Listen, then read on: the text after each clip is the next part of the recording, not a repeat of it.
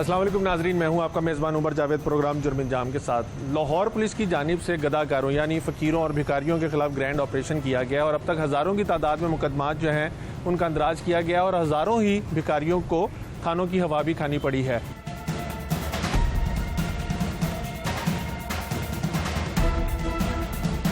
इस वक्त लाहौर पुलिस को भिखारियों के खिलाफ इतना ग्रैंड ऑपरेशन करने की क्या ज़रूरत पेश आई और जो भिखारी पकड़े जा रहे हैं उनके साथ क्या सलूक किया जा रहा है, क्योंकि जिन दफ़ात के तहत मुकदमा दर्ज किया जाता है वो तमाम बेलेबल है, यानी अगले रोज़ ही उनकी ज़मानत हो जाती है, तो वो दोबारा आके यही काम कर रहे होंगे। तो इसके लिए क्या स्ट्रैटेजी जो है बनाई गई है और जो भिखारी लाहौर पुलिस ने पकड़े हैं वो इस प्रोफेशन में क्यों कर आए हैं, वो क्यों भीख मांग रहे हैं, शहरियों को लूट मार कर रहे हैं, उनको हरासा करते हैं सड़कों पर, वो ये क्यों कर रहे हैं, ये तमाम तफसीलात जानेंगे आज के प्रोग्राम जुर्म इंजाम में।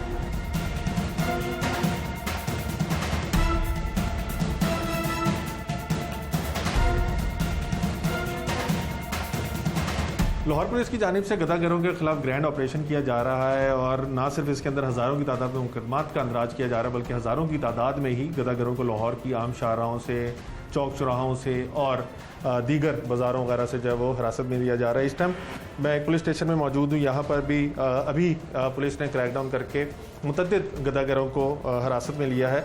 ये लोग गदागरी कर क्यों रहे हैं, भीख क्यों मांगते हैं, क्यों इस धंधे के अंदर आए हुए हैं और इनकी सरबराही कौन करता है, ये तमाम चीज़ें इन्हीं से जानते हैं। क्योंकि इनके ऊपर ये भी इल्ज़ाम आता है कि ना सिर्फ ये मंशियात के कारोबारों में बल्कि चोरी डकैती और इस तरह की जो नौसरबाजी के वाक़यात होते हैं उसमें भी मुलविस होते हैं, इन्हीं से जानते हैं। एक बुजुर्ग हमारे साथ मौजूद है, इनसे पहले जानते हैं। बाबा जी की ना है अकबर अली। बाबा जी की पुलिस ने क्यों पकड़ा, की इल्ज़ाम पुलिस ने यार उन्होंने खाना कितों भरा, मैंने ये तू ही दस दे भी मैं खावा कितों, मेरा तो ना माँ दे ना प्यो ना कोई भैन ना भरा, मैं तो रूढ़ी से फिर के पढ़िया हुआ, मैं तेन मेरी 75 साल उम्र चली जो जवानी उदो काम किया है, दिहाड़ियाँ की, मजदूरी की है, हूँ मेरी नज़र है नहीं तो मैं की करा। बच्चे पूछे अपना मैं काम च ही नहीं बढ़िया, शादी नहीं कराई सी। अच्छा मैं दे धक्के खा के ही पढ़िया वा। ए शुक्र अल्लाह की याद है जी महफल च बड़े ने असी नहीं बड़े साढ़े तो वक्त जी चरस चैल इन्हों लभदी नहीं मिलती सी दवानी की, बाकी अज तक अल्लाह के हुक्म नाल इस चीज़ तो मैं सेफ रहा ना। कितने अरसे तो चाचा जी मैनू 30 साल हो गए, मेरी नज़र है नहीं बाबू, मैं नहीं तो गड्डियां 30 साल तो भीख मंग रहे हो तो की करा, मैं गड्डियां झाड़ू फेरदा सा। ਜਿਹੜੇ ਭਿਖਾਰੀ ਨੇ ਉਹਨਾਂ ਦੇ ਖਿਲਾਫ ਪੁਲਿਸ ਨੇ ਆਪਰੇਸ਼ਨ ਸ਼ੁਰੂ ਕੀਤਾ, ਫੜ ਕੇ ਪਰਚੇ ਦੇ ਰਹੇ। नहीं एक गल तो मैं जाना ना तो बिल्कुल सही किया, बिल्कुल सही किया। क्यों कि हर इशारे के उत्ते बेड़ा गर्क इन्हां दा होया है, हर फिर ऐ नहीं कि भी ठीक ठाक सारे ਇਹੋ महफल ਕਿਹੋ ਜੀ आ ਜਿਹੜੇ ਖਲੋਤੇ ਸਾਡੇ ਵਿੱਚ ਨਸ਼ਈ ਹੋਰ ਤੁਸੀਂ ਦੇਖ ਲਓ, ਮੈਨੂੰ ਛੱਡ ਕੇ ਦੇਖ ਲਓ, ਮੈਂ ਤੁਹਾਨੂੰ ਕਿੰਨੇ ਫੜਾ ਦਿਆਂਗਾ। ਸਫੈਦ ਪੋਸ਼ ਨੇ ਉਹ ਫਿਰ ਉਹ ਮੰਗਦੇ ਨੇ। मैं तो एक बैग मैं नहीं कभी इशारे से जाके बैठा, मैं भुंजे बाहर पीछे बैठना वा, बह के पीछे ही मंगना वा, इशारे से अज तक नहीं मंगे। कितने घंटे भीख मंगते बाबा? मैं बस 2-3 घंटे, मैं अब्बल तो मैं सौ जाना 2-3 घंटे, 200-250 रुपया बन गया, सौ गया, शाम पे ही दौड़ गया दरबार से। अच्छा बस जाके रहते कितने हो फिर? दरबार से। दाता दरबार नहीं, मियाँ मियाँ ਉੱਥੇ ਜਾ ਕੇ ਸੋ ਜਾਂਦੇ ਹੋ, ਫਿਰ ਸਵੇਰ ਉੱਠ ਕੇ ਰੋਜ਼ਾਨਾ ਆਉਂਦੇ, फिर नमाज नमाज पढ़ के फिर तुर पैंदे। 3-4 घंटे ਚ ਕਿੰਨੇ ਪੈਸੇ ਲੁੱਟ? मैं वो यार देख ला तेरे कोल ही है यार, ऐ फड़ नहीं मैं पढ़ के की करने नहीं तो गिन ला 300 रुपया ही सारा 2-3 घंटे 300 बस इन्ना ही बड़ा मेरे वास्ते। ਤੇ ਇਹ ਭਿਖਾਰੀਆਂ ਤੇ ਇਹ ਇਲਜ਼ਾਮ ਕੀ ਹੈਗਾ ਕਿ ਉਹ ਮਨਸ਼ਿਆਤ ਫਰੋਸ਼ੀ ਕਰ ਰਹੇ ਨੇ, ਚੋਰੀ ਇਹ ਤੇ ਗੱਲ ਦਰੁਸਤ ਹੈਗੀ ਹੈ, ਸਿਆਪਾ ਨਹੀਂ ਮੁੱਕਣਾ ਸਾਡੇ ਮੁਲਕ ਚ ਸਾਡੀ ਵੀ। ਮੈਂ ਤੁਹਾਨੂੰ ਬਾਰ-ਬਾਰ ਕਹਿੰਦਾ ਇਹ ਸਿਆਪਾ ਨਹੀਂ ਮੁੱਕਣਾ। ਤੇ ਕੋਈ ਹੋਰ ਕੰਮ ਕਿਉਂ ਨਹੀਂ ਚਾਚਾ ਜੀ ਕਰ ਸਕਦੇ? ਕੌਣ? ਮੈਂ ਨਹੀਂ ਨਾ ਕਰ ਸਕਦਾ, ਮੈਂ ਤੁਹਾਨੂੰ ਇਹ ਤਾਂ ਸਾਰੇ ਜਵਾਨ ਕੋਲ ਇਹ ਜਵਾਨ ਬੰਦੇ ਨੇ, ਇਹਨਾਂ ਦਾ ਬੇੜਾ ਗਰਕ ਇਹਨਾਂ ਨੇ ਆਪ ਲਾਇਆ ਹੋਇਆ ਵਾ, ਬੇੜਾ ਗਰਕ ਇਹਨਾਂ ਨੇ ਆਪ ਕੀਤਾ। ਮੇਰੀ ਗੱਲ ਸੁਣ, ਮਜ਼ਦੂਰ ਆਦਮੀ ਜਿਹੜਾ ਨਾ, ਜਿਹੜਾ ਇਹ ਲੈਣ ਦਾ ਖੁਦਾ ਮੈਂ ਕਸਮ ਖਾ ਕੇ ਕਹਿੰਦਾ ਖੁਦ ਆਪ ਲਾਇਆ ਹੋਇਆ, ਮਾਂ ਪਿਓ ਦਾ ਕੋਈ ਕਸੂਰ। ਜਿਹੜੇ ਭੀਖ ਮੰਗਦੇ ਨੇ ਇਹਨਾਂ ਦਾ ਕੋਈ ਸਰਬਰਾ ਹੁੰਦਾ ਜਿਹੜਾ ਇਹਨਾਂ ਨੂੰ ਚੌਕ ਇਹਨਾਂ ਦਾ ਸਰਬਰਾ ਬਥੇਰੇ ਨੇ ਮੋਟਰਸਾਈਕਲਾਂ ਤੇ ਛੱਡ ਕੇ ਜਾਂਦੇ ਨੇ, ਸਾਨੂੰ ਮੋਟਰਸਾਈਕਲਾਂ ਤੇ ਛੱਡ ਕੇ ਜਾਂਦੇ ਆ, ਉਹ ਵੀ ਪੈਸੇ ਲੈਂਦੇ ਨੇ। ਹਾਂ ਉਹ ਨਹੀਂ, ਉਹਨਾਂ ਦੇ ਆਪਣੇ ਹੀ ਉਹਨਾਂ ਦੇ ਬਰਾਦਰੀ ਦੇ ਨਹੀਂ। ਜਿਹੜੇ ਜਿਵੇਂ ਤੁਸੀਂ 300 ਰੁਪਇਆ ਕਮਾਇਆ ਤੇ ਸਰਬਰਾ ਨੂੰ ਕਿੰਨੇ ਦੇਣੇ? ਮੈਂ ਲੱਗਾ ਮੈਂ ਕਿਉਂ ਦਾ ਮੈਂ ਨਹੀਂ, ਜਿਹੜੇ ਦੂਜੇ ਨੇ ਉਹ ਉਹਨਾਂ ਦਾ ਪਤਾ ਹੋਏਗਾ ਉਹਨਾਂ ਨੂੰ। ਮੈਂ ਕਹਾਂ ਪੁਲਿਸ ਉਹਨਾਂ ਨੂੰ ਵੀ ਫਾੜੀ ਹੈ, ਸਿਰਫ ਤੁਹਾਨੂੰ ਲੋਕਾਂ ਨੂੰ ਵੀ ਫਾੜੀ? ਸਾਨੂੰ ਹੀ ਫੜਦੀ ਆ, ਉਹਨਾਂ ਨੂੰ ਨਹੀਂ। ਉਹ ਮੋਟਰਸਾਈਕਲਾਂ ਤੇ ਆਉਂਦੇ ਨੇ, ਛੱਡ ਕੇ ਚਲੇ ਜਾਂਦੇ ਨੇ, ਉਹਨਾਂ ਬੁਰਖੇ ਪਾਏ ਹੁੰਦੇ ਨੇ, ਕਦੀ ਉੱਧਰ ਬੈਠੀਆਂ ਹੁੰਦੀਆਂ ਕਦੀ ਉੱਧਰ ਬੈਠੀਆਂ। ਔਰਤਾਂ ਵੀ ਨੇ ਵਿੱਚ? ਹਾਂ ਬਹੁਤੀਆਂ ਔਰਤਾਂ ਹੀ ਨੇ, ਬੰਦੇ ਨਹੀਂ ਇੰਨੇ ਹੈਗੇ, ਬਹੁਤੀਆਂ ਔਰਤਾਂ ਹੀ ਨੇ ਉੱਥੇ। ਅੱਛਾ, ਹੁਣ ਪੁਲਿਸ ਨੇ ਤੁਹਾਡੇ ਤੇ ਪਰਚਾ ਦੇ ਦਿੱਤਾ ਦੇ ਤਾਂ ਕੋਈ ਨਹੀਂ, ਭਲਾ ਹੋਵੇ ਅੱਲਾ ਇਹਨਾਂ ਦਾ ਭਲਾ ਤੇ ਕਰੇ। ਸਵੇਰੇ ਤੇ ਜ਼ਮਾਨਤ ਹੋ ਜਾਏਗੀ ਕੋਈ ਕੋਈ ਨਹੀਂ, ਅੱਲਾ ਮਾਲ ਅਗਰ ਤੇ ਰੋਟੀ ਫੇਰ ਬਾਹਰ ਆ ਕੇ ਮੈਂ ਵੀ ਹੁਣ ਕੀ ਕਰਨਾ, ਮੈਨੂੰ ਦੱਸੋ ਕੋਈ ਤਰੀਕਾ ਵੀ ਦੱਸੋ। ਤੇ ਫਿਰ ਹੱਲ ਕੀ ਏ? ਹਾਲੇ ਨਾ ਦੇ ਫੈਰ ਮਾਰ ਦਿਓ ਇਹਨਾਂ ਨੂੰ ਇਕੱਠੇ ਕਰਕੇ ਕੋਈ ਤੇ ਹੱਲ ਹੋਏਗਾ ਨਾ। ਬਾੜੇ ਕੋਈ ਹੱਲ ਨਹੀਂ, ਇਹ ਤਾਂ ਮੇਰਾ ਮਾਂ ਪਿਓ ਜਿੰਦਾ ਹੁੰਦਾ ਤੇ ਫਿਰ ਭਾਵੇਂ ਮੰਮੀ ਕੋ ਬੇਰੁਜ਼ਗਾਰ ਤੇ ਲੱਗਾ ਹੁੰਦਾ, ਉਹ ਮਾਂ ਪਿਓ ਮੇਰਾ ਬਚਪਨ ਚ ਮਰ ਗਿਆ, ਮੈਂ ਤੇ ਟਿਊਸ਼ਨ ਤੇ ਧੱਕੇ ਖਾ ਕੇ ਪਲਿਆ ਵਾਂ। ਆਪਣਾ ਵਕਤ ਤੇ ਪਾਸ ਕਰਨਾ ਹੀ ਤੁਹਾਨੂੰ ਇਹ ਨਾ ਵੀ ਮੇਰੀ ਸ਼ਾਦੀ ਕਿਉਂ ਨਹੀਂ ਕੀਤੀ? ਸ਼ਾਦੀ ਕੀ ਕਰਨੀ ਸੀ, ਮੈਂ ਆਜ਼ਾਦ ਬੰਦਾ ਸਭ ਫਿਕਰ, ਮਕਾਨ ਹੈ ਕੋਈ ਨਹੀਂ ਸੀ, ਘਰ-ਬਾਰ ਹੈ ਕੋਈ ਨਹੀਂ ਸੀ, ਇਸ ਵੇਲੇ ਤੋਂ ਆਣ ਕੇ ਫਿਰ ਮੈਂ ਇਸ ਪਾਸੇ ਤਵੱਜੋ ਨਹੀਂ ਦਿੱਤੀ। ਤੇ ਮਜ਼ਦੂਰੀ 30 ਕਰ- ਸਾਲ ਤੋਂ ਭੀਖ ਮੰਗ ਰਹੇ। ਨਹੀਂ ਉਮਰ ਮੈਂ ਆਹੋ ਭੀਖ ਮੰਗੀ ਤੇ ਰੋਟੀ ਤੇ ਖਾਣੀ ਹੈ। ਮੈਂ ਸ਼ੁਕਰ ਕਰਨਾ ਅੱਲਾ ਦੀ ਯਾਦਗਾਰੀ ਐਬ ਕੋਈ ਨਹੀਂ ਮੈਂ ਲਾਇਆ ਨਾ। ਤੇ ਇਹ ਜਿਹੜੇ ਨਸ਼ੇ ਨੁਸ਼ੇ ਚ ਪੈ ਜਾਂਦੇ ਨੇ ਭੀਖ ਮੰਗਦੇ ਇਹ ਆਪ ਪੈਂਦੇ ਨੇ, ਕੋਈ ਨਹੀਂ, ਮਾਂ ਪਿਓ ਨਹੀਂ ਕਹਿੰਦਾ ਜਾ, ਮਾਂ ਪਿਓ ਤਾਂ ਕਹਿੰਦਾ ਜਾ ਕੇ ਬੇਟਾ ਜੀ ਕੰਮ ਕਰਕੇ ਆਓ, ਮਜ਼ਦੂਰੀ ਕਰਕੇ ਸਾਨੂੰ ਵੀ ਆ ਪੇਟ ਪਾਲੋ, ਸਾਡਾ ਵੀ ਪਾਲੋ, ਆਪ ਵੀ ਖਾਓ। ਫਿਰ ਇੱਕ ਮੱਛੀ ਫੜਸੀ, ਦੂਜੇ ਸਾਰੀਆਂ ਫਸ ਕਿਹੜੇ ਚੌਕ 'ਚ ਬੰਦੇ ਹੋ? ਮੈਂ ਜੇ ਰੋਡ ਤੇ ਤੈਨੂੰ ਦੱਸਿਆ ਵੀ ਮੈਂ ਸਾਈਡ ਤੇ ਹੀ ਬਹਿਣਾ ਵਾ, ਇਸ਼ਾਰੇ ਸ਼ੂਰੇ ਦੇ ਗੱਡੀ ਦਾ ਇੰਜ ਸ਼ੀਸ਼ਾ ਨਾ ਖੜਕਾ ਨਾ ਕੇ? ਲਾਨ ਤੋਂ ਪਾਓ ਇਸ ਕੰਮ ਤੇ, ਖਾਣੀ ਤਾਂ ਮੈਂ ਰੋਟੀ ਆ, ਇਹ ਮੈਂ ਫਿਰ ਹੁਣ ਕੀ ਤੁਹਾਨੂੰ ਮੈਂ ਦੱਸਾਂ। ਠੀਕ। ਉਹ ਬੁੱਢੀਆਂ ਜਿਹੜੀਆਂ ਉਹ ਤੋੜਦੀਆਂ ਨੇ ਸ਼ੀਸ਼ੇ। ਅੱਛਾ, ਠੀਕ ਹਾਂ। ਹੋ ਗਿਆ। ਆ ਵੀ ਤੇਰਾ ਕੀ ਨਾਂ ਹੈ? अली रजा अली, कितों पढ़े पुलिस ने? धर्मपुरे सारे में काम का पता करने जा रहा कौन से काम का? हूँ। तंदूर का तंदूर का काम करते हो? नशा कौन सा करते हो? नशा सिगरेट भी, सादा सिगरेट? जी। अभी कौन सा नशा किया हुआ है? कोई भी नहीं। मैं काम का पता करने जा रहा था, साहब उन्होंने सीधे खड़े हो फिर? साहब उन्होंने सीधे तो खड़े हो, सीधा तुमसे खड़ा नहीं हुआ जा रहा। वहाँ पे धर्मपुरा पुल के ऊपर बैठते हो? नहीं, पुल के ऊपर नहीं, नहर के साथ साथ ना फुटपाथ के ऊपर हाँ। से मैं जा रहा था। अच्छा, ये साहब- कितने अरसे से नशा कर रहे हो? एक साल को हुआ सिगरेट पी, कौन सा सिगरेट? सादा सिगरेट, और कौन सा पीते हो? नस्वार बस। और हेरोइन वगैरह किससे लेते हो? जी हेरोइन वगैरह किससे लेते हो? चलो बता दो, अब तो पकड़े गए हो। सिगरेट लेता हूँ तो पाना टीका कहाँ पे लगाते हो? हाथ दिखाओ अपने। टीका सारे कहाँ पे लगाते हो टीके? मैं लगाता ही नहीं सर, ये देखो हाथ साफ है। अच्छा, तो भीख भी मांगते हो? नहीं सर, मैं तंदूर का कारीगर हूँ। तंदूर के कारीगर हो? जी। अच्छा, पुलिस ने तुम्हें फिर गलत पकड़ा है? जी सर। आप इसकी हालत देख लें, और ये कह रहा है कि इसने को पुलिस ने गलत पकड़ा है। ये तंदूर का काम करता है, नान लगाता है। आपका नाम क्या था? सर मोहम्मद नवीद। नबी साहब, आप क्या करते हैं? सर मैं फेरी लगाता हूँ, गत्ता बोतल उठा के। आप भी सर, भीख नहीं मांगते? सर कभी नहीं मांगी भीख सर। तो अगर भीख नहीं मांगते तो पुलिस ने क्यों पकड़ा है? सर मैं गुजर रहा था अपना ये गत्ता बोतल लेके बोरी में, तो इन्होंने मुझे रोक लिया कि रुक जाओ भाई इधर। तो मैं रुक गया, इन्होंने उधर। नशा भी नहीं करते हो? नशा सर सिगरेट और ये नशा। यार वो तो सिगरेट तो नशा नहीं है ना। जी सर। अब और कोई नशा नहीं करते? नहीं सर। ਤੁਹਾਡੀ ਵੀ ਇਹੀ ਸਟੋਰੀ ਹੋਏਗੀ ਸਰ? ਪੂਰੀ ਇਹੀ? ਤੁਸੀਂ ਵੀ ਤੰਦੂਰ ਤੇ ਕੰਮ ਕਰਦੇ? ਨਹੀਂ, ਮੈਂ ਰੰਗ ਦਾ ਕੰਮ ਕਰਨਾ। ਅੱਛਾ, ਇਹ ਹੱਥ ਉੱਤੇ ਰੰਗ ਰੂਪ ਤੇ ਕੋਈ ਨਹੀਂ ਦਿੰਦਾ ਉਹਨਾਂ ਨੂੰ? ਕੰਮ ਤੇ ਹਲੇ ਜਾਣਾ ਸੀ ਜਨਾਬ। ਅੱਛਾ, ਤੇ ਫਿਰ ਪੁਲਿਸ ਨੇ ਕਿਉਂ ਫੜ ਲਿਆ? ਪੁਲਿਸ ਵਾਲਿਆਂ ਨੇ ਤੇ ਬਸ ਉਹਨਾਂ ਦੀ ਮਰਜ਼ੀ ਹੈ, ਹੁਣ ਨਹੀਂ, ਉਹਨਾਂ ਦੀ ਮਰਜ਼ੀ। ਅਗਰ ਕੋਈ ਰੰਗ ਰੂਪ ਦਾ ਕੰਮ ਕਰਦੇ ਹੋ ਤੁਸੀਂ, ਕੋਈ ਭੀਖ ਨਹੀਂ ਮੰਗਦੇ, ਕੋਈ ਚੌਕਾ 'ਚ ਬਹਿ ਕੇ ਮਨਸ਼ਾਦ ਨਹੀਂ ਕਰਦੇ, ਤੇ ਫਿਰ ਕਿਉਂ ਫੜ ਲਿਆ? ਬਸ ਉਹਨਾਂ ਦੀ ਮਰਜ਼ੀ ਲੰਘਦੇ ਪਏ ਕੋਲ, ਉਹਨਾਂ ਨੇ ਫੜ ਕੇ ਮੈਂ ਵੀ ਤੇ ਥਾਣੇ ਆਇਆ, ਇਹਦਾ ਮਤਲਬ ਵੀ ਮੈਨੂੰ ਵੀ ਫੜ ਕੇ ਪਾ ਲੈਣਗੇ ਕਿ ਮੈਂ ਵੀ ਮਨਸ਼ਾਦ ਦਾ ਆਦੀ ਹੈਗਾ ਤੇ ਭੀਖ ਮੰਗ ਰਿਹਾ। ਨਿਜ਼ਾਮ ਆਪਣਾ ਯਾਰ ਕੋਈ ਤੇ ਵਜ੍ਹਾ ਹੈਗੀ ਨਾ। ਕੋਈ ਵਜ੍ਹਾ ਨਹੀਂ ਹੈ। ਇਹ ਕਿਵੇਂ ਹੋ ਸਕਦਾ? ਕੋਈ ਚੀਜ਼ ਜੋ ਹੋਵੇ ਨਾ, ਕੋਈ ਬਰਾਮਦ ਹੋਈ ਹੋਵੇ ਕੋਲੋਂ, ਕੋਈ ਚੀਜ਼ ਵੀ ਬਰਾਮਦ ਚਲੋ, ਹੋਈ। ਉਸ ਫੜਿਆ ਕਿੱਥੋਂ ਹੈ? ਧਰਮਪੁਰੇ ਤੋਂ ਪੜਿਆ। ਸਾਰੇ ਤੁਸੀਂ ਧਰਮਪੁਰੇ ਤੋਂ ਪੜੇ ਗਏ ਹੋ? ਧਰਮਪੁਰੇ ਤੋਂ। ਨਹਿਰ ਦੇ ਨਾਲ ਬੈਠੇ ਹੋਵੋਗੇ? ਨਹੀਂ, ਨਹਿਰ ਦੇ ਨੇ ਪੁੱਛ ਲਓ ਕਿੱਥੇ ਬੈਠੇ ਸੀ। ਉੱਥੇ ਕੋਈ ਦਫ਼ਤਰ ਬਣਿਆ ਹੈ, ਕੀ ਹੈਗਾ ਹੈ, ਕੀ ਕਰ ਰਹੇ ਸੀ? ਯਾਰ ਕੰਮ ਤੇ ਹੀ ਲੱਗਾ ਜਾ ਰਹੇ ਸੀ। ਯਾਰ ਕੋਈ ਮੱਤ ਵਾਲੀ ਗੱਲ ਕਰਨਾ, ਮੈਨੂੰ ਵੀ ਯਕੀਨ ਹੈ ਉਹ ਵੀ ਕਾਰੋਬਾਰ ਆਪਣਾ, ਤੇਰਾ ਵੀ ਆਪਣਾ ਕਾਰੋਬਾਰ, ਪੁਲਿਸ ਐਵੇਂ ਫੜ ਕੇ ਲਿਆਈ ਜਾ ਰਹੀ। ਯਾਰ ਦੋਸਤ ਦੇ ਨਾਲ ਧਰਮਪੁਰੇ ਦਾ ਜਿਹੜਾ ਨਹਿਰ ਦੇ ਨਾਲ ਰਸਤਾ ਹੈਗਾ, ਉੱਥੇ ਤੇ ਆਫਿਸ ਬਣੇ ਨੇ ਨਾ ਸਾਰੇ, ਜਿੱਥੇ ਤੁਸੀਂ ਬਹਿੰਦੇ ਹੋ। ਯਾਰ ਮੈਂ ਤੇ ਤੇਰੇ ਕੋਲੋਂ ਪੁੱਛ ਰਿਹਾ, ਤੂੰ ਰੰਗ ਦਾ ਕਾਰੋਬਾਰ ਕਰਨਾ ਹੈ, ਉਹ ਮਨਸ਼ਾਦ ਫਰੋਸ਼ਾਂ 'ਚ ਤੂੰ ਕੀ ਕਰ ਰਿਹਾ ਸੈਂ? ਉੱਥੇ ਨਹੀਂ ਸੀ ਹੈ, ਪੁੱਛ ਲਵੋ ਕੋਲ ਖਲੋਤੇ ਨੇ। ਚਲੋ ਤੇ ਪੁੱਛ ਹੀ ਲਾਂਗੇ। ਤੁਹਾਡੀ ਕੀ ਸਟੋਰੀ ਹੈ ਸਰ? ਕੀ ਨਾਂ ਹੈ? ਪਹਿਲੇ ਨਾਂ ਦੱਸੋ। ਸਾਡੀ ਨਾਮ ਮੇਰਾ ਲਿਆਕਤ ਹੈਗਾ, ਮੈਂ ਤਾਂ ਮਸਾਜ ਹੈਗਾ। 2 ਜਗ੍ਹਾ ਤੇ ਪੁਲ ਗਿਆ ਹੋਇਆ ਸੀ ਪਹਿਲੇ, ਅੱਛਾ ਫਿਰ 2 ਜਗ੍ਹਾ ਤੇ ਟੁੱਟ ਗਈ ਹੈ। ਮੈਂ ਕੰਮ ਕਰਦਾ ਸੀ ਤੋੜ ਪਾਉਣ ਦਾ। ਅੱਛਾ। ਦੇਖ ਲਓ, ਮੈਂ ਕੋਈ ਨਸ਼ਾ ਨਹੀਂ ਕਰਦਾ। ਠੀਕ ਹੈ। ਠੀਕ। ਫੜਿਆ ਕਿਉਂ ਹੈ ਪੁਲਿਸ ਨੇ? ਫੜਿਆ ਮੈਂ ਹੁਸ਼ਿਆਰਤਾ ਮੰਗ ਲਿਆ ਸੀ ਭਾਈ, ਔਰ ਮਥਾਜ ਹੈਗਾ, ਔਰ ਮੇਰੇ ਚੁਕਲੀ ਭੀਖ ਮੰਗਣਾ ਹੈ? ਹਾਂ। ਕਿਹੜੇ ਇਲਾਕੇ 'ਚ? ਇੱਥੇ ਖਲੋਤਾ ਹੋਇਆ ਸੀ, ਮੈਨੂੰ ਬੁਖਾਰ ਹੈਗਾ 60 ਦਿਨ ਤੋਂ। ਮੈਂ ਅੱਜ ਉੱਠਿਆ ਤੇ ਮੈਂ ਕਿਹਾ ਚੱਲ ਜੋ ਖਰਚਾ ਪਾਣੀ 50 ਕਿਹੜੇ ਇਲਾਕੇ 'ਚੋਂ ਫੜਿਆ ਪੁਲਿਸ ਨੇ? ਐ ਸਿਮਲਾ ਪਹਾੜੀ ਚੌਕ 'ਚ ਫੜਿਆ ਹੈ। ਅੱਛਾ, ਕਿੰਨੇ ਅਰਸੇ ਤੋਂ ਭੀਖ ਮੰਗ ਰਹੇ? ਇਹ ਹੋ ਗਏ ਤਕਰੀਬਨ 2 ਸਾਲ ਹੋ ਗਏ। ਜਿਵੇਂ ਚਾਚਾ ਦੱਸ ਰਿਹਾ ਸੀ ਕਿ ਇਹ ਜਿਹੜੇ ਜ਼ਿਆਦਾਤਰ ਭਿਖਾਰੀ ਨੇ ਉਹ ਨਸ਼ੇ ਤੇ ਗਲਤ ਨਹੀਂ ਕੰਮਾਂ 'ਚ ਨਹੀਂ ਹੀ ਪੈ ਸਰ ਰਹੇ ਮੈਨੂੰ ਤੁਸੀਂ ਟੈਸਟ ਕਰਾ ਸਕਦੇ ਤੂੰ ਨਸ਼ਾ ਵਗੈਰਾ ਨਹੀਂ ਕਰਦਾ ਨਹੀਂ, ਨਹੀਂ, ਕਿੰਨੇ ਘੰਟੇ ਤੂੰ ਭੀਖ ਮੰਗਦਾ ਸਿਰਫ 2-2.5 ਘੰਟੇ ਇੰਨਾ ਜ਼ਿਆਦਾ ਟਾਈਮ ਮੇਰੇ ਕੋਲ ਨਹੀਂ ਖੜਾ ਜਾਂਦਾ ਮੇਰੇ ਲੱਗ ਦੀ ਢੀ ਤੂੰ ਕਿੰਨੇ ਪੈਸੇ ਕਮਾ ਲੈਣਾ 500-600 ਬਸ ਐਵੇਂ ਹੀ ਬਸ ਜਿੰਨੀ ਸਖਤੀ ਹੋਈ ਹੈ ਪੋਲੀਓ ਤੇ ਪੈਦਾਇਸ਼ ਦਾ ਹੋਏਗਾ ਤੈਨੂੰ ਹਾਂ ਪੋਲੀਓ ਤੇ ਫਿਰ ਮਜ਼ਦੂਰੀ ਵਗੈਰਾ ਕਿਵੇਂ ਕਰਨਾ ਸੀ? ਇਹ ਜੋੜ ਨਹੀਂ ਜੋੜ ਲੱਗਾ ਹੈ ਪਹਿਲੇ ਮੈਂ ਸਹੀ ਸੀ ਪਹਿਲੇ ਮੈਂ ਟੁਰ ਲੈਂਦਾ ਸੀ ਪੈਦਲ ਟੁਰ ਲੈਂਦਾ ਸੀ ਸਹੀ ਤਰੀਕੇ ਨਾਲ ਟੁਰ ਲੈਂਦਾ ਸੀ ਦੌੜ ਲਾ ਲੈਂਦਾ ਸੀ ਜੋੜ ਲੱਗਾ ਹੈ ਪੱਟ ਦਾ ਟੁੱਟਾ ਚੋਕੜੇ ਬਲੇਡ ਰੈਕ ਹੋਈ ਲੱਕ ਦੀ ਡਿਗ ਰੈਕ ਹੋਈ ਮੇਰੀ ਠੀਕ ਹੈ ਇਹ ਥੱਲੇ ਉਹ ਦੇਖ ਲਓ ਪੈਰ ਪੱਟ ਮੇਰਾ ਅੱਛਾ ਹੁਣ ਮੇਰੇ ਕੋਲ ਭਾਰਾ ਕੰਮ ਨਹੀਂ ਹੁੰਦਾ ਤੈਨੂੰ ਵੀ ਤੂੰ ਆਪ ਆ ਕੇ ਭੀਖ ਮੰਗਣੇ ਆ ਤੇਰੇ ਕੋਈ ਸਰਪ੍ਰਸਤੀ ਨਹੀਂ ਕਰਦਾ ਨਹੀਂ ਸਰਪ੍ਰਸਤੀ ਨਹੀਂ ਹੈ ਨਹੀਂ ਇਹ ਝੂਠ ਤਾਂ ਨਾ ਬੋਲ ਨਹੀਂ ਯਾਰ ਨਹੀਂ ਇਹ ਗਲਤ ਕੰਮ ਨਹੀਂ ਹੈ ਨਾ ਅੱਲਾ ਨੂੰ ਜਾਣਦੇ ਨਹੀਂ ਹੈ ਕੰਮ ਨਹੀਂ ਹੈ ਕਿਤੇ ਕਹਿੰਦੇ ਐਲੇ ਚੌਕ ਚਾ ਕੇ ਖਲੋਣਾ ਉਂਝ ਤੇ ਚੌਕ 'ਚ ਖਲੋਣ ਹੀ ਨਹੀਂ ਦਿੰਦੇ ਚੌਕ 'ਚ ਮੈਂ ਆਣ ਕੇ ਖੜਾ ਹੀ ਨਹੀਂ ਸੀ ਹਲੇ ਮੈਂ ਦੋ ਇਸ਼ਾਰੇ ਲਾਏ ਨੇ ਤੇ ਜਿਵੇਂ ਚਾਚਾ ਦੱਸ ਰਿਹਾ ਕਿ ਉੱਤੇ ਵੀ ਪੈਸੇ ਦੇਣੇ ਪੈਂਦੇ ਨੇ ਮੋਟਰਸਾਈਕਲ ਤੇ ਆ ਕੇ ਨਹੀਂ ਖੜ ਕੇ ਜਾਂਦੇ ਨਹੀਂ ਨੇ ਚਾਚੇ ਨੂੰ ਪਤਾ ਹੈ ਆਪਾਂ ਨਹੀਂ ਪੈਸੇ ਨਹੀਂ ਦਿੰਦੇ ਸਰ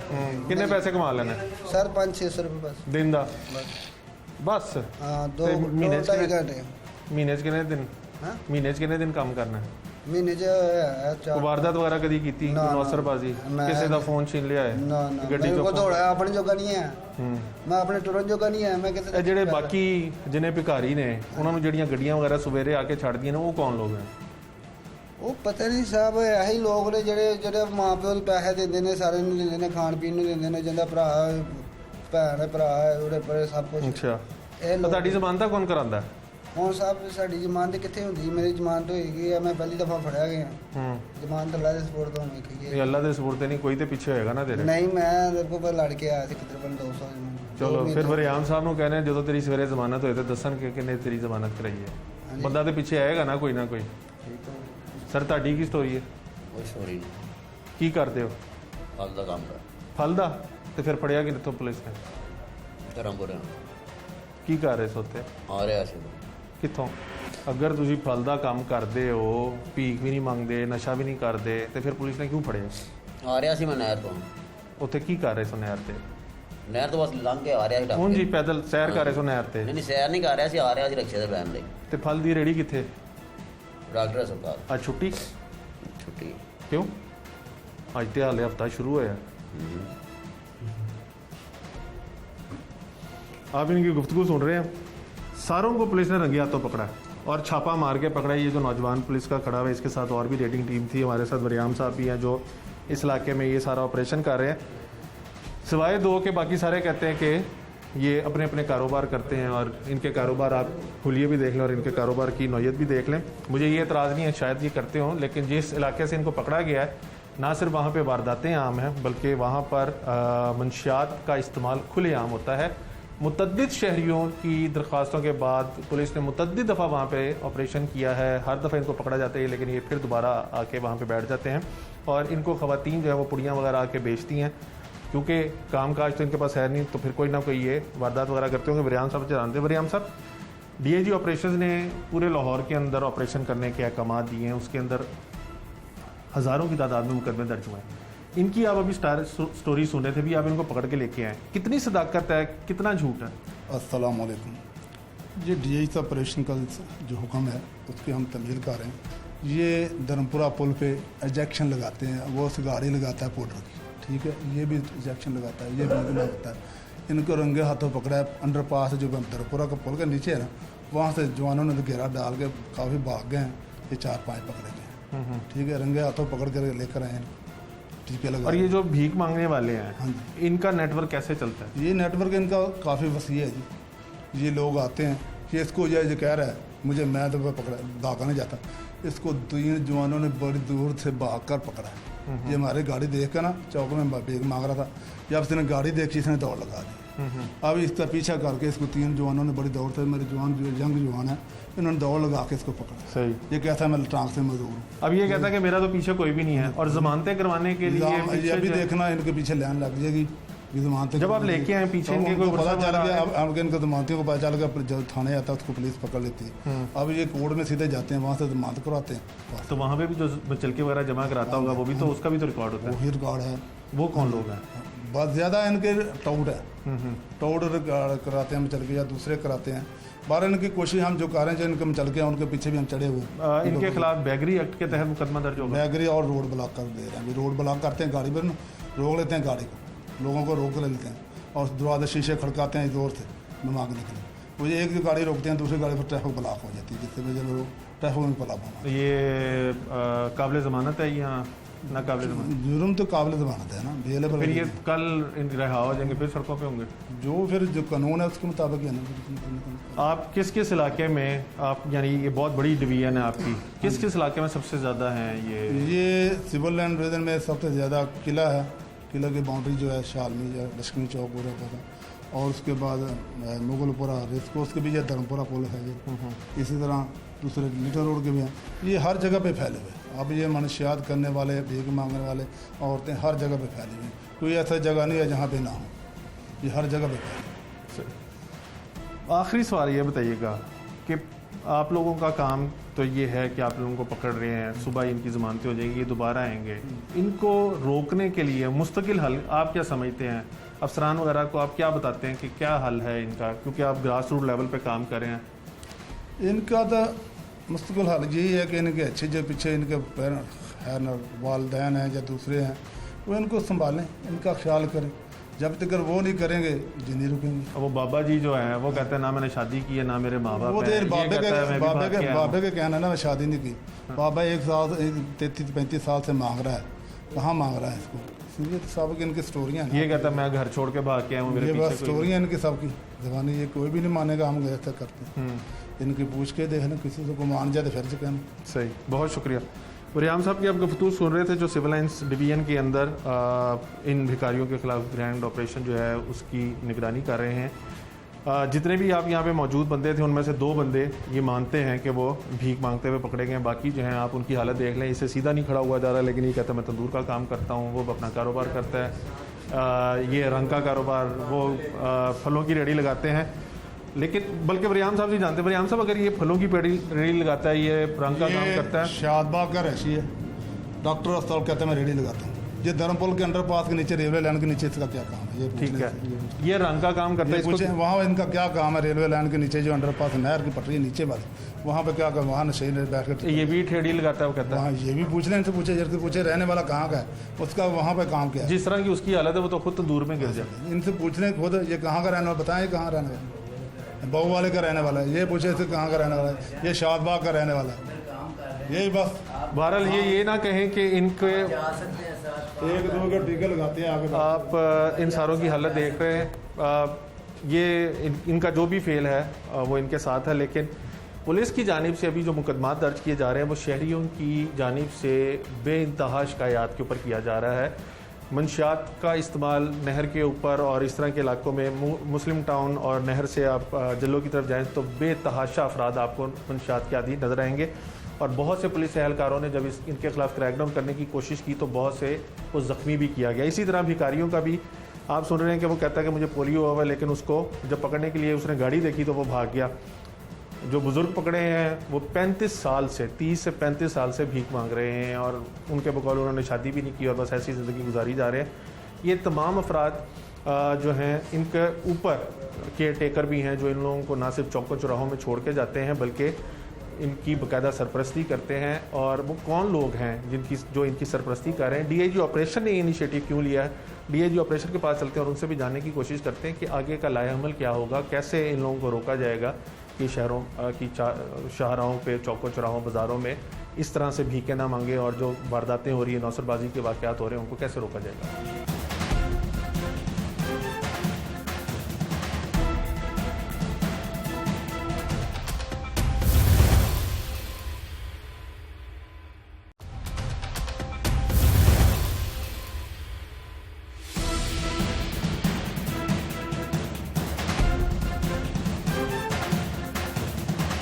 लाहौर पुलिस की जानिब से जिस तरह से गदागरों के खिलाफ ऑपरेशन किया जा रहा है, इसकी वजूहात जानने के लिए DIG operations Lahore captain retired Sohail Chaudhry साहब हमारे साथ मौजूद हैं। क्योंकि आप देखा होगा कि ना सिर्फ इशारों के ऊपर गदागर जो है वो बहुत ज़्यादा तादाद के अंदर पाए जाते थे, बल्कि घरों में, चौक चौराहों में और बाज़ारों के अंदर भी ये हर वक्त मौजूद होते थे और बहुत से जो फैमिलीज बाज़ारों में निकलती थी शॉपिंग वगैरह करने के लिए, उनको ये भी शिकायत होती थी कि उनके साथ वारदात वगैरह हो जाती है और गदागर जो हैं वो उस पर मुलविस होते हैं। साथ ही साथ गाड़ियों के आपने देखा कि जो इशारे पर गाड़ी आके रुकती है फौरी तौर पे गदागरों का एक हजूम जो है वो आ जाता है और मेन बुलेवर्ड के ऊपर गुलबर्ग की ख़ास तौर पे ऐसे वाक़यात हुए कि एक गदागर जो था वो लेफ़्ट साइड से आता था, दूसरा राइट साइड से आता था और जैसे ही मौका मिलता था वो गाड़ी में से फ़ोन वगैरह जो थे वो भी लेकर फ़रार हो जाते थे।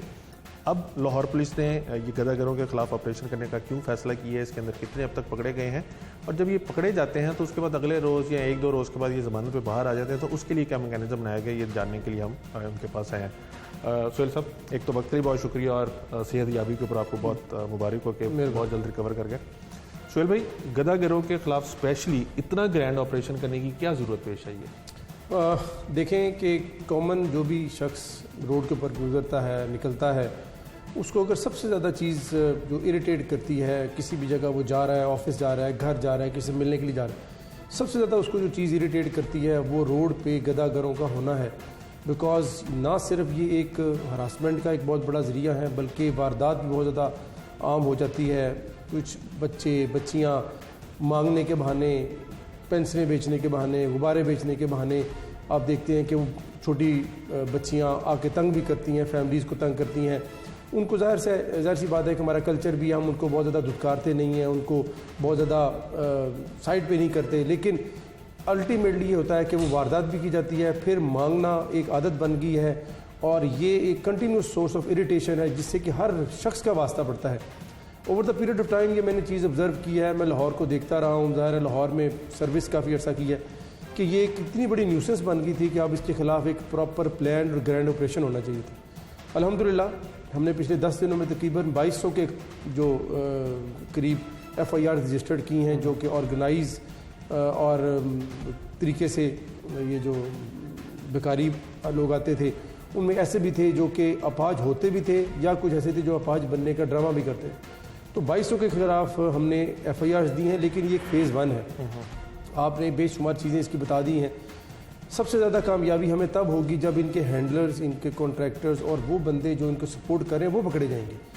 अभी तो इस ऑपरेशन की वजह से बहुत सारे लोग अंडरग्राउंड हो गए हैं, कुछ पकड़े भी गए हैं इनके हैंडलर्स, लेकिन हमने जो सेफ सिटी है उन के कैमराज़ की वजह से सेफ सिटी अथॉरिटीज़ की को रिक्वेस्ट की है कि इस ऑपरेशन होने से शुरू तकरीबन 10 दिन हो चुके हैं। इससे पहले वो चौक चौराहे जिन पे ये गाड़ियाँ इनको छोड़ती थी, मोटरसाइकिल इनको छोड़ते थे, उनके नंबर्स हमें दें, उनकी फुटेजेस हमें दें ताकि हम इन तक पहुंच सकें और इनके हैंडलर्स को पकड़ें और इनके जो सपोर्टर्स हैं उनको पकड़ें, ताकि ज़मानत करा के जब ये बाहर निकलते हैं तो फिर वही काम ना शुरू हो जाए।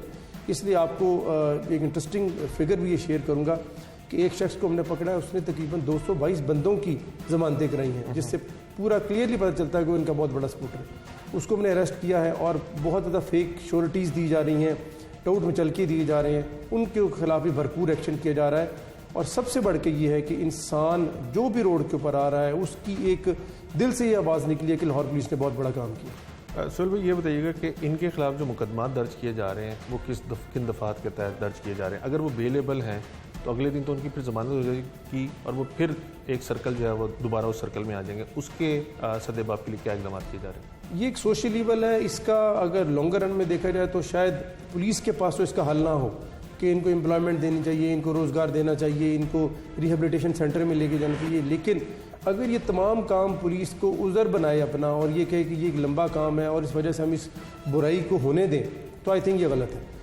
वैगरेंसी एक्ट में जब इनके खिलाफ FIR दी जाती है तो ज़ाहिर है बेलेबल ऑफेंस है, बेलेबल में कोर्ट्स की बेल ले लेती है। लेकिन अगर किसी शख्स के ऊपर 3, 4, 5 मुकदमात हो रहे हैं तो हम कोर्ट ऑफ लॉ में भी उनको लेकर जाएंगे कि ये तो हैबिचुअल शख्स है, उसके खिलाफ फिर उसकी जो बेल है, अगर वो टाउट में चल के दिए जा रहे हैं, एक हैबिचुअल तरीके से फेक श्योरिटीज़ दी जा रही हैं, उनका भी हम तरीकाकार देख रहे हैं।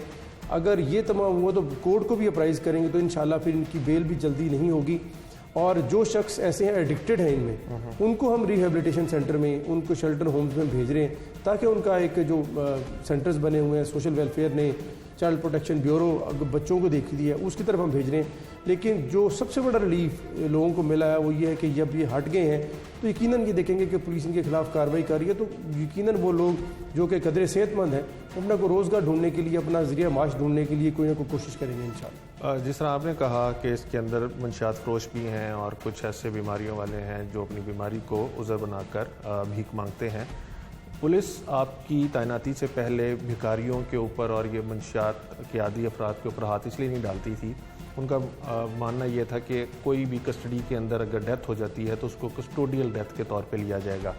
सेकेंडली, उनके पास कोई हवालात में इतनी जगहें नहीं हैं कि अगर वो 2 दर्जन भिखारियों को अपने थाने के हदूद से पकड़ते हैं और हवालात में लाएं तो वो उसको इसलिए भी इग्नोर करते थे। अब एक बल्क जो है वो अरेस्ट किया जा रहा है और उनके खिलाफ मुकदमे दर्ज किए जा रहे हैं। इस चीज़ को किस तनाज़ुर में आप देखते हैं कि आप लोगों के पास तो थानों में जगह है ही नहीं, तो जब ये आते हैं, कोरोना भी चल रहा है, ऊपर से ये मंशियात के आदी भी हो सकते हैं, बीमारियां भी इनको मुख्तलिफ होती हैं, कईयों ने पता नहीं कितनी किस्म की सर्जरीज करवाई होती हैं, उनको कैसे एंटरटेन किया जा रहा है? 2 चीज़ें हैं, इनको आई थिंक अगर हम डिफ्रेंशिएट कर लें, सबसे पहले तो भिखारी हैं और दूसरे एडिक्ट्स। एडिक्ट्स के मुतालिक तो बिल्कुल ये चीज़ वाज़ेह है कि एडिक्ट्स को अगर नशा मिलेगा तो वो सर्वाइव करेगा। उसको जो शख्स नशा दे रहा है डेफिनेटली वो एक चेन है, एक बंदा है, उनका हैंडलर है। इसीलिए मैंने पुलिस को बड़ी सख्ती से कहा है कि हम उस रूट कॉज तक पहुँचें, उस हैंडलर को पकड़ें, उस नशा सप्लाई करने वाले को पकड़ें।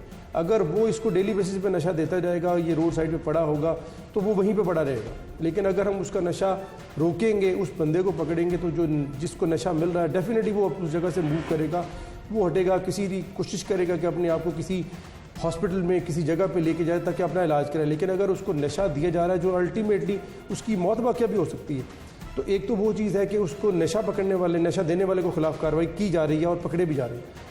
उनमें जो नशा सप्लाई करता है डेफिनेट उसमें लॉ बहुत क्लियर है कि हम उन पे जो इम्तनाई मनशियात के हैं एक्ट है 9A B C हैं या मुख्तलिफ और सेक्शन हैं, उनके खिलाफ कार्रवाई करेंगे। दूसरे गदागर तो भिखारी हैं, उनको वो लोगों से पैसे लेते हैं, लोगों से वो हरास करके पैसे लेते हैं, ऑर्गेनाइज तरीके से पैसे लेते हैं, उनको तो हमने गदागरी एक्ट में पर्चे दिए हैं। और आपने देखा है कि अब आपको लाहौर की सड़कों पे, मैं बिल्कुल नहीं कहूँगा कि ख़त्म हो गया, लेकिन आपको 90% कमी यकीनन नज़र आएगी। इंशाल्लाह इस ऑपरेशन को कंसिस्टेंटली करेंगे और उनके हैंडलर्स को पकड़ेंगे, तब इसका रूट कॉज जो है वो ख़त्म होगा। 2200 मुकदमात आपने दर्ज किए, कम अज़ कम 2200 अफराद भी आपने अरेस्ट किए होंगे। इंटेरोगेशन के दौरान कितने उनमें से जराइम पेशा निकले? क्या उनके मुकदमात उस तरह फिर और दफात जो आज़ाद की जाएंगी? किस तरह से कोर्स ऑफ लॉ जो है उसको कंप्लीट किया जाएगा? क्योंकि बहुत से शहरी इस चीज़ की भी शिकायत करते हैं कि ये जो भिखारी हैं यही उनके साथ वारदातें भी करते हैं, पर्स चोरी कर लेना, ख़वातीन का मोबाइल वगैरह निकाल लेना, गाड़ी वालों के साथ वारदातें करना, जिसको हम नौसरबाजी कहते हैं। तो कुछ इस तरह का डाटा भी सामने? जी हाँ, बिल्कुल ऐसा है। इसमें इंटरोगेशन अभी बहुत सारे लोगों की जारी है, बिकॉज जब हम इनको लेकर जाते हैं तो अब तो कोर्ट ऑफ लॉ ने भी ये कह दिया कि हर शख्स का CNIC चेक होना चाहिए। जब हम CNIC उसका चेक करते हैं, उसके फिंगरप्रिंट्स लगाते हैं, तो उनसे पता चल जाता है कि इसके खिलाफ कोई क्रिमिनल रिकॉर्ड मौजूद है कि नहीं है। किसी शख्स को सिर्फ ये कह देना on the face of it कि वो सस्पेक्ट होगा, तो जब तक उसकी इंटरोगेशन नहीं हो जाती उस वक्त तक हम कबल अज़ वक्त होगा कहना। हमने ये किया है कि जितने भी वो लोग जो कि इस जराइम में मुलव्वस पाए गए हैं, इन सेंस के उनका पुराना रिकॉर्ड हमारे पास मौजूद था और वो भिखारी होने का ड्रामा कर रहे थे, वो पकड़े गए, तो उनके खिलाफ हम उनकी इंटरोगेशन कर रहे हैं, उनके खिलाफ हमने FIRs भी दी हैं। वो कबल अज़ वक्त होगा कुछ कहना, बिकॉज अभी उनकी इंटरोगेशन जारी है, कोर्ट से हमने उनका रिमांड भी लिया है, लेकिन वो परसेंटेज बहुत कम है, बहुत ज़्यादा नहीं है। जो सबसे ज़्यादा परसेंटेज नज़र आई है वो लोग हैं जो कि इजी मनी बनाने के लिए, लोगों को हरासा करने के लिए या किसी भी अपनी बीमारी का उज़र बन के लोगों से जो पैसे लेते हैं, वो ज़्यादा अभी तक हमें नज़र आए। सोहेल भाई, लास्ट क्वेश्चन। बहुत से इन भिखारियों के अंदर जैसे आपने कहा कि लोग हैं जो इनके हैंडलर्स हैं, जो ग्रो मुनज़्ज़म तरीके से इनको चला रहे हैं और इलाकों में जाके गाड़ियों के ऊपर इनको छोड़ा जाता है और यानी पिक एंड ड्रॉप कायदा दी जाती है। और आपने भी जैसे खुद बताया कि 233 से ज़ायद ज़मानतें एक बंदे ने करवाई हैं। इन लोगों को कैसे अरेस्ट किया जा रहा है और ये ग्रोथ चल कैसे रहा है? इनसाइडर क्या है? ये तो सारा यानी आम आवाम को तो पता है कि भिखारी आते हैं चले जाते हैं, आप आवाम के लिए क्या बता रहे हैं, कैसे उनको आगाह कर रहे हैं? आवाम के लिए सबसे बड़ी तो मैंने अपने जो मैसेजेस हैं उनके थ्रू भी मीडिया से भी रिक्वेस्ट की है कि आवाम का सबसे बड़ी ख्वाहिश हमें ये होगी, रिक्वेस्ट ये होगी कि वो सबसे पहले तो हमें बताएं कि किसी भी जगह पर किसी भी शख्स को, भिखारी को लेते हुए जाते हुए या ड्रॉप करते हुए अगर किसी गाड़ी का नंबर देखते हैं तो हमें बताएं, बिकॉज ये अर्ली मॉर्निंग और लेट नाइट ये 2 टाइमिंग ऐसे होते हैं जब भिखारियों को छोड़ा जाता है और लेके जाया जाता है। तो आवाम क्योंकि ज़ाहिर है मुख्तलिफ टाइमिंग्स पे मुख्तलिफ लोग जाते हैं, अगर वो किसी भी टाइम पे किसी भिखारी को किसी गाड़ी में बैठते हुए या उतरते हुए देखते हैं, फ़ौरन उस गाड़ी का नंबर 15 पे अनाउंस करें, 15 पे कॉल करें, हमें बताएं, सो दैट हम उसको चेज़ करें। आजकल तो हमारे पास बहुत डिजिटल रिकॉर्डिंग भी है, बिकॉज सेफ सिटी के कैमराज भी हैं, वहाँ से हम उसको चेक कर सकते हैं। और किसी भी शख्स को अगर उसकी, बिकॉज मोबाइल आजकल हर शख्स के पास है, अगर मोबाइल से वो अगर एक फुटेज भी बना लेंगे, तस्वीर भी खींच लेंगे, तो वो मीडिया को या पुलिस को, लाहौर पुलिस की वेबसाइट पर जाके उसको भेज सकते हैं, तो एक परमानेंट प्रूफ हमारे पास आ जाता है।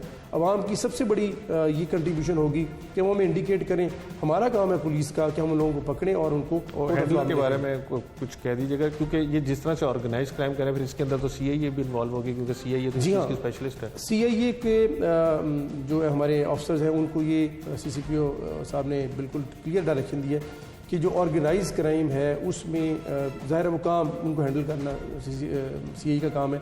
तो वो अपनी इन्फॉर्मेशन की बेस पर या जो हम उनको बंदे पकड़ के दे रहे हैं उनकी प्रॉपर इंटरोगेशन करें, और अगर मज़ीद भी बंदे, एक रैकेट होगा, एक रैकेट में एक बंदा नहीं होगा, उससे ज़्यादा बंदे होंगे, 2, 5, 10 बंदे होंगे, उसमें पुलिस की, लोकल पुलिस की जितनी मदद चाहिए होगी हम उनको उनके लिए प्रोवाइड करें। बिकॉज पुलिस का ये सबसे बुनियादी काम है कि वो आवाम को सड़कों पर महफूज बनाएं, सड़कों पर किसी किस्म की हरासमेंट से बचाएं, और अगर कोई सोशलेबल को देखते हैं तो उसको उसका सद्भाव करें। बहुत शुक्रिया। Captain retired Sohail Chaudhry, DIG operation की आप गुफ्तगू सुन रहे थे। नो डाउट फ़कीरों की वजह से ना सिर्फ सड़कों के ऊपर बहुत ज़्यादा शहरी जो हैं वो तंग होते हैं, बल्कि मार्केटों के अंदर ख़वातीन जो हैं उनकी बहुत शिकायत होती हैं कि उनको हरासा किया जाता है, उनके साथ चोरी और ये इस तरह की नौसरबाजी जो है वो की जाती है।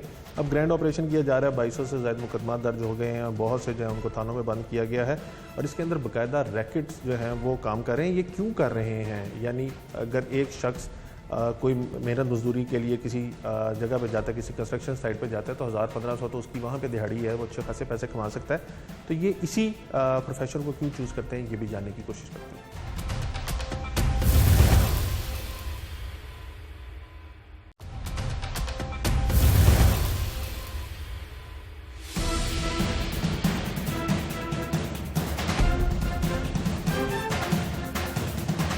मोहतरम minister for human rights Ijaz Alam साहब हमारे साथ मौजूद हैं, इनसे जानने की कोशिश करेंगे। जिस तरह से आपने भिखारियों की गुफ्तगू सुनी, पुलिस की गुफ्तगू सुनी, पुलिस कहती है कि वो ग्रैंड ऑपरेशन इसलिए कह रहे हैं क्योंकि शहरियों की तरफ से बहुत शिकायत हैं कि उनको हरासा किया जाता है, ट्रैफिक ब्लॉकेट की जाती है, जब ख़वातीन बाज़ारों में जाती हैं तो वहाँ पर उनके साथ नौसरबाजी और छोटी मोटी वारदातें जो वो भी की जाती हैं। जबकि भिखारियों का मौक़िफ़ ये है कि वो और कुछ कर नहीं सकते, हुकूमत जो है उनको वसाइल नहीं दे रही, उनके लिए नौकरियों की जो प्रोविज़न है वो नहीं है, और दूसरा उनकी रिहेबिलिटेशन के लिए कुछ नहीं किया जा रहा। तो इजाज़ आलम साहब से जानेंगे। इजाज़ साहब, नो डाउट फ़कीर, भिखारी, गदाकर लाहौर का एक बहुत बड़ा इशू है। इशारों के ऊपर बाज़ारों में, चौक चौराहों में जगह जगह आपको भिखारी नज़र आते हैं, और वो आपको मुख्तलिफ़ तरीक़ों से ना सिर्फ तंग कर रहे होते हैं, बल्कि अब तो वो हरासगी जो है, हरासा करने की भी हदों जो की हदें हैं उनको भी अबूर कर लेते। क्या कहेंगे सबसे पहले आप इसके ऊपर,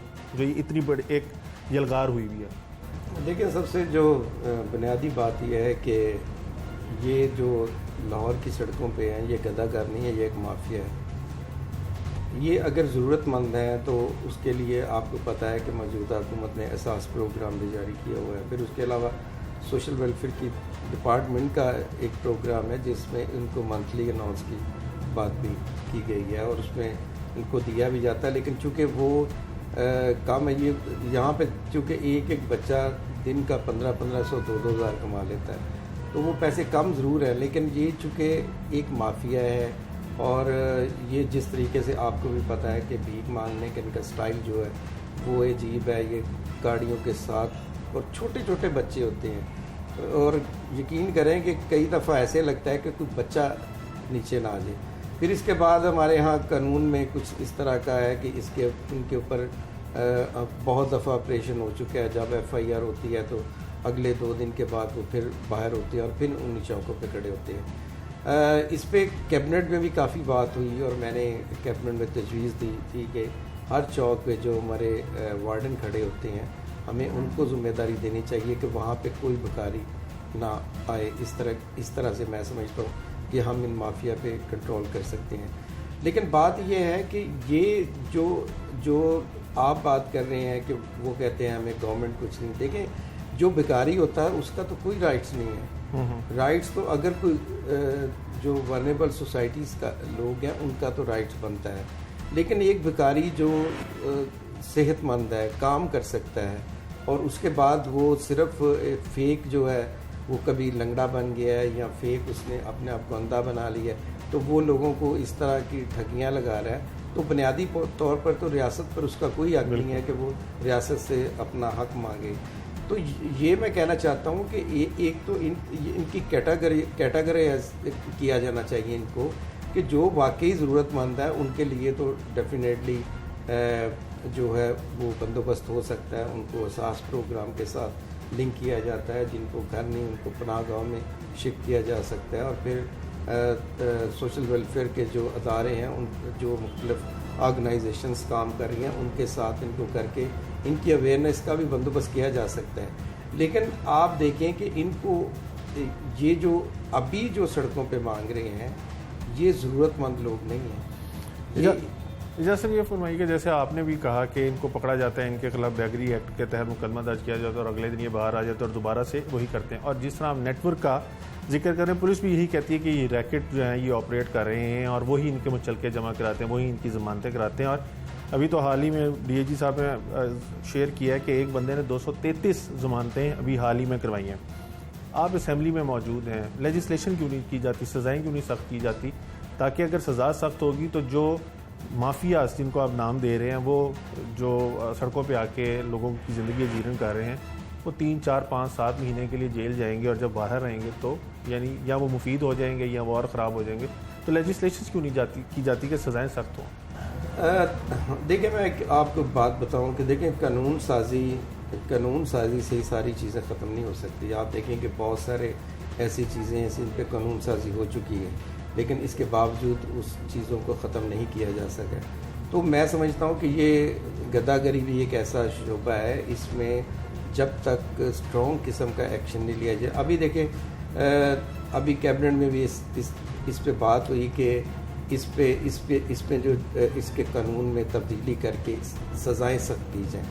और दूसरी अभी जो पिछले 3-4 दिन में ऑपरेशन हुआ उसमें लगभग 9000 के उन्होंने करीब जो है गद्दागरों को पकड़ा है। तो इसमें बल्कि जज साहबान ने ये कहा है कि जो इनकी ज़मानत कराने आए ना उसको भी पकड़ लिया जाए, ताकि वो माफिया के लोग भी।